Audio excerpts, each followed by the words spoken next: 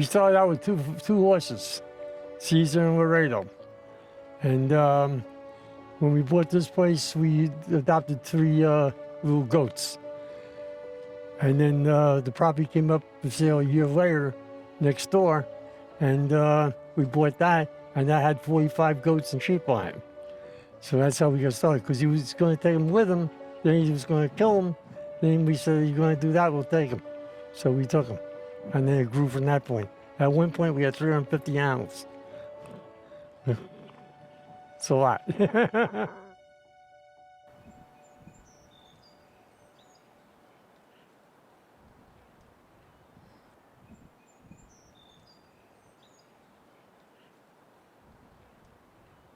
We've had animals that have come from down south. We've had animals come from upstate. He's had animals from all over the place come in, where people come in and just bring, he's got a baby goat in the house right now that somebody saw at a local ranch they went to out of state, and I guess it wasn't being taken care of or they weren't looking to have it, so they brought it down here and he's got it in the house and raised him. They had another one that, same thing. They had a mother goat. She was a beautiful mother goat. Something happened during birth and she didn't survive after birth. They took it in the house and they raised him. And now he's out here with everybody else. What inspired me? Well, what inspires anybody to help the helpless? Those in need, especially animals. They're innocent creatures who really need help, and especially the abused, the neglected ones. So coming here is really where I felt needed. And my love of animals brought me here as well. So I really like working with the pigs, although I love horses and I love goats and I love sheep and the chickens and everybody that's here. I kind of like working with the pigs only because when people come to visit, or when people go to just say like a petting zoo or whatever, they always go to the cute little lambs and the goats and the horses, and everybody kind of ignores the pigs. And you know, they're always like, oh, those pigs are so dirty, and they're not. And they're not stupid either. They actually have the intelligence of a dog. You could teach them tricks. They recognize your face. They recognize, you know, what treats you have in your hand. So that's why I choose to, you know, kind of take care of the pigs a little more.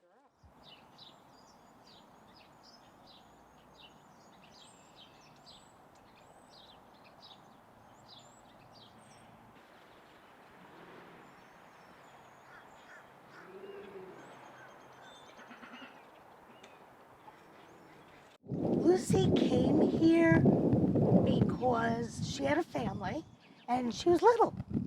And she got bigger and bigger and bigger. I don't know, she's about 600 pounds now. She's a beautiful pig. She's black and white and she's just beautiful. So they were going to kill her and eat the meat. And the kids, their kids said, no, we can't do this. Let's take her to a rescue.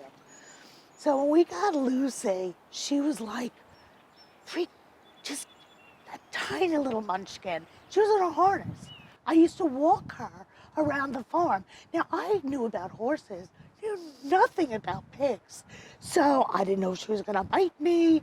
I didn't know anything. And she was just so sweet. She was so curious and so happy. So that's my Lucy. Norman's a bull, 26 years old. And he was about 2 feet long and a foot and a half high when we got him. He was at the Suffolk County Fair over in Palm Meadows years ago. When they're that small, they sell them for veal. And he was going to take them to Jersey and sell them there. So we saved him from going there. And they brought him down from upstate New York. He was his mother in childbirth. His jaw was misaligned. And from bottle feeding him and doing the right size bottle and so forth, we were able to realign his mouth. But that's normal.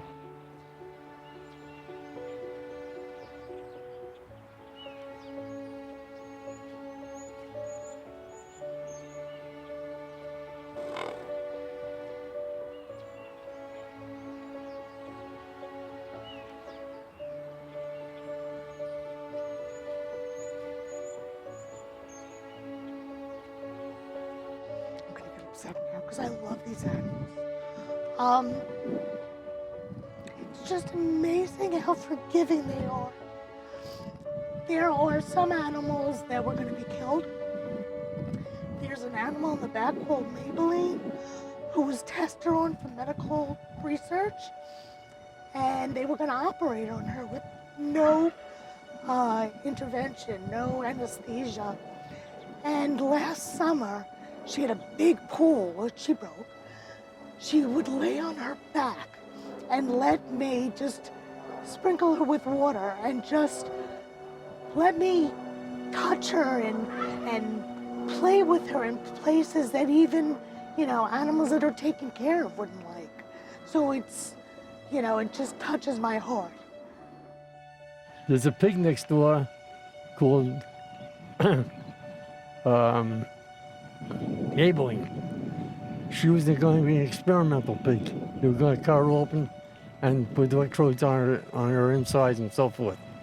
And the woman that was working at that place where they do that, she decided she wanted the pig, and she was able to get the pig, and then that's how we got from her. So they're all rescues,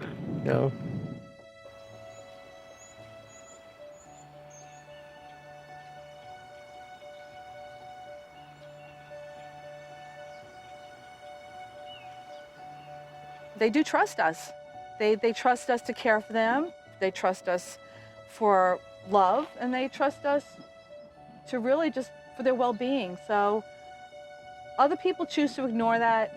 They just think they're just an animal, and they're not just an animal. They have a soul, in my opinion, and we are put on this earth to take care of the earth and all that's in it, and they're part of nature, and we're responsible. I hope that this place gets more public, because a lot of the places out there, like this place runs on volunteers. It runs on donations. It's a non-for-profit. This is the only way he makes and feeds these animals, is by people donating and helping out. And I hope people come and see that farm animals aren't just somewhere like some of the other places that are around. That they treat their animals well, they all have them, but people don't pay to get in here and see them.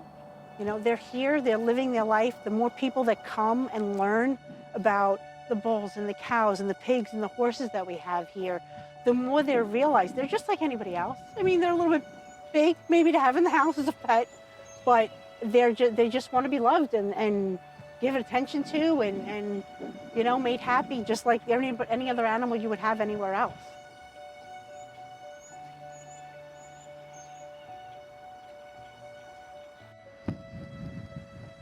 They just have pure love. They're just pure innocence. They trust us. They trust us to care for them. They trust us to be their caretakers. That's what we are. We're their responsibility. Or we're responsible for them, actually. I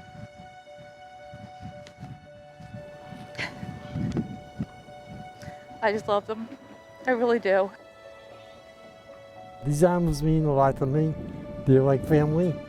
They are family, basically, And me and I slept in the barn with them, in the garage, depending.